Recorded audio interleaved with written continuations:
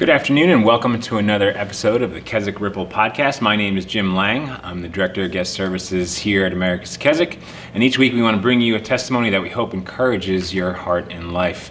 One of the most dynamic parts of our ministry is that when a man or woman comes into one of our programs and is radically changed by the gospel of Jesus Christ, they're then sent back out to their churches, their families, and their communities, and God uses them in a mighty way. And so today, I want to introduce you to Eddie, and Eddie is here in the Colony Immersive program. So Eddie, thank you for taking some time to share your story. Yeah, thank you for having me. And so why don't you start out by telling everyone kind of what life was like before coming to the Colony? Sure. So I had a life that maybe some would say from the outside looked very successful.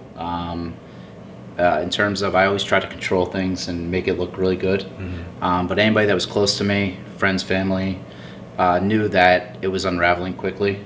I was spiritually and morally dead. I say that because I had no relationship with God.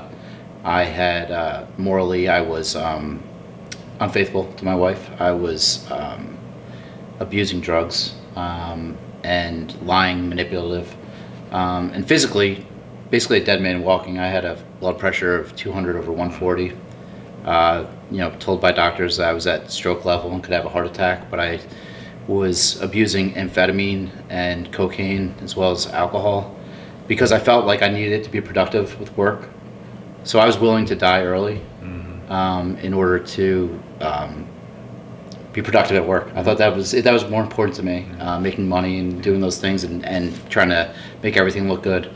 But what happened was I got to a point where I would be up for 3 or 4 days at a time because I thought that's what I needed to do in order to do my job well. And it would invariably lead to at least once a month that I was in bed for 3 or 4 days, which would be sleeping, turn to depression, turn to anxiety, turn to suicidal thoughts. Not able to do my job. So at that point, my clients were wondering where I was, and it became not a real existence. So how did you hear about the Colony, and then what finally was that last straw that made you decide to come? I guess the first thing to say would be that God definitely worked in my life, because if I had heard about the Colony any other time in my life, I don't think I would have come. Mm-hmm. I wasn't ready.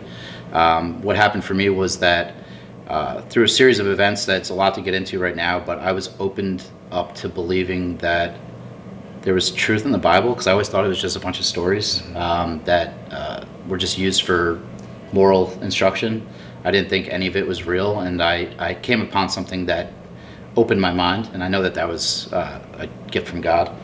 That led me to begging God for help one day when I was in bed at my parents' house, and set off a sequence of events that led me to asking the gentleman for help, him telling me about the Colony, me fighting back against it, and then ultimately seeing a person that had changed because of the Colony and making me comfortable enough, coupled with the fact that I was broken.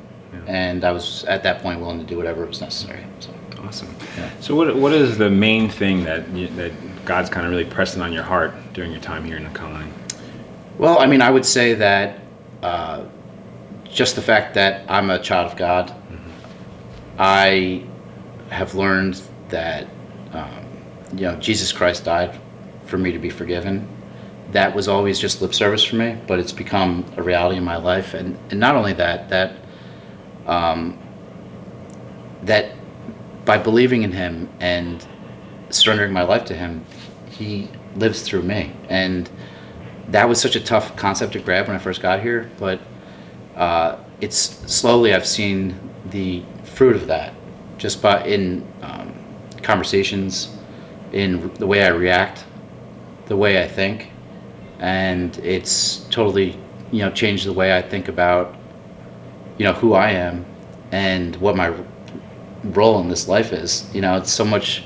I'm so much less important than I thought I was, and there's so much grace involved that's undeserved. That's unbelievable. Yeah. So being in the Colony is not always an easy thing. What is the most difficult thing about being in the Colony program? So I probably should have the verse ready, but I know Jesus did not come to be served, but to serve. Mm-hmm. There's a servant model here that means that I need to get rid of my selfishness in order to be a part of it. I came here with all sorts of plans on how I was going to spend time, working out or reading the Bible, and there's plenty of time for all those things. But when I learned that it was time for me to be available to help other people rather than just myself and get outside of myself, that's when things started to change for me. But that was the most difficult thing, was dying to self. And so you shared with me that you have been to another program before. How does the colony compare with the other program that you've been to? Well, there's no comparison. I left that program sicker, and I'm not to say that you couldn't get better there, but there was no work therapy, which I've found to be a tremendously helpful part of my recovery here and coming to relationship with Christ.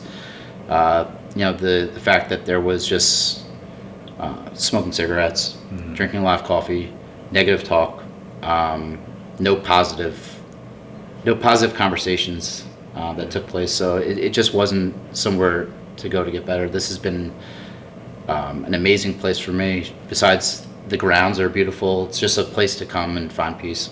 Yeah. Well, it's been neat to see you come in and just over the last few months see you grow and learn. And more than likely, there's probably someone watching today who's struggling like you were struggling. What would you say to them today? Well, I guess I would say to embrace the gift of desperation, the gift of being broken, because that's where life can really begin. That there is help. That you don't have to live the way you're living. And I would just say that asking for help is the first place to start, and it gets better from there.